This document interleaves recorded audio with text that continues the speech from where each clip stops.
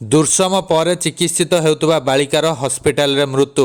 ଆସନ୍ତୁ ଜାଣିବା ଏହାର ସର୍ଭିସେସ୍ ଖବର ବିଷୟରେ। କୋଲକାତାରେ ଜଣେ ମହିଳା ଟ୍ରେନିଂ ଡାକ୍ତରଙ୍କୁ ଦୁର୍ସମ ଓ ହତ୍ୟାକୁ ନେଇ ଦେଶବ୍ୟାପୀ ଅସନ୍ତୋଷ ପ୍ରକାଶ ପାଇବା ପରେ ଉତ୍ତରପ୍ରଦେଶର ସୋନଭଦ୍ରରେ ଜଣେ 14 ବର୍ଷର ନାବାଳିକାକୁ ତାଙ୍କ ଶିକ୍ଷକ ଦୁର୍ସମ କରିଥିବା ବେଳେ ନିକଟରେ ତାଙ୍କର ମୃତ୍ୟୁ ଘଟିଛି।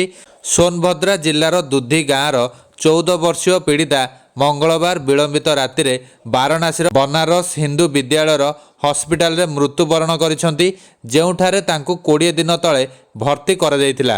ତେବେ ଅଭିଯୁକ୍ତ ବିଶ୍ୱମ୍ବର ଏବେ ବି ନିଖୋଜ ଥିବା ଜାଣିବାକୁ ମିଳିଛି। ପୀଡ଼ିତାଙ୍କର ପରିବାର ଅନୁଯାୟୀ ଅଭିଯୁକ୍ତ ହେଉଛନ୍ତି ବିଶ୍ୱବିଦ୍ୟାଳୟରେ କ୍ରୀଡ଼ା ପ୍ରଶିକ୍ଷକ। ଗତ ବର୍ଷ ଡିସେମ୍ବର 30 ତାରିଖରେ ସେ ପୀଡ଼ିତା ଯୁବତୀଙ୍କୁ କ୍ରୀଡ଼ାରେ ଭାଗ ନେବାକୁ କହିଥିଲେ। ତାପରେ ସେ ତାଙ୍କୁ ତାଙ୍କ ଘରକୁ ନେଇ ଦୁର୍ସମ କରିଥିଲେ।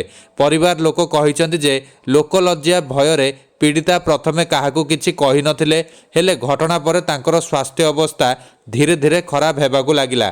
ଏହାପରେ ପୀଡ଼ିତା ନୀରବତା ଭାଙ୍ଗି ତାଙ୍କ ମାଉସୀଙ୍କୁ ଏହି ଘଟଣା ବିଷୟରେ କହିଥିଲେ ଏବଂ ପରେ ତାଙ୍କୁ ଡାକ୍ତରଖାନାରେ ଭର୍ତ୍ତି କରାଯାଇଥିଲା।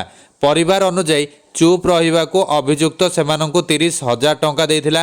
ପରିବାର ଲୋକ କହିଛନ୍ତି ଯେ ସେମାନେ ଲୋକଲଜ୍ଜା ଭୟରେ ଘଟଣାକୁ ଅଧିକାରୀମାନଙ୍କୁ ଜଣାଇ ନଥିଲେ, କିନ୍ତୁ ପୀଡ଼ିତାଙ୍କ ସ୍ୱାସ୍ଥ୍ୟ ଅବସ୍ଥା ବିଗିଡ଼ି ଯାଇଥିବାରୁ ତାଙ୍କ ପିତା ଜୁଲାଇ 10ରେ ପୋଲିସରେ ଅଭିଯୋଗ କରିଥିଲେ ଏବଂ ଉତ୍ତରପ୍ରଦେଶର ବାଲିଆ ନିବାସୀ ବିଶ୍ୱମ୍ବରଙ୍କ ବିରୋଧରେ ମାମଲା ରୁଜୁ ହୋଇଥିଲା। ପୋଲିସ ପୋସ୍କୋ ନିୟମ ଅନୁଯାୟୀ ଏକ ମାମଲା ରୁଜୁ କରି ତାଙ୍କୁ ଗିରଫ କରିବା ପାଇଁ 2ଟି ଟିମ୍ ଗଠନ କରିଥିଲା।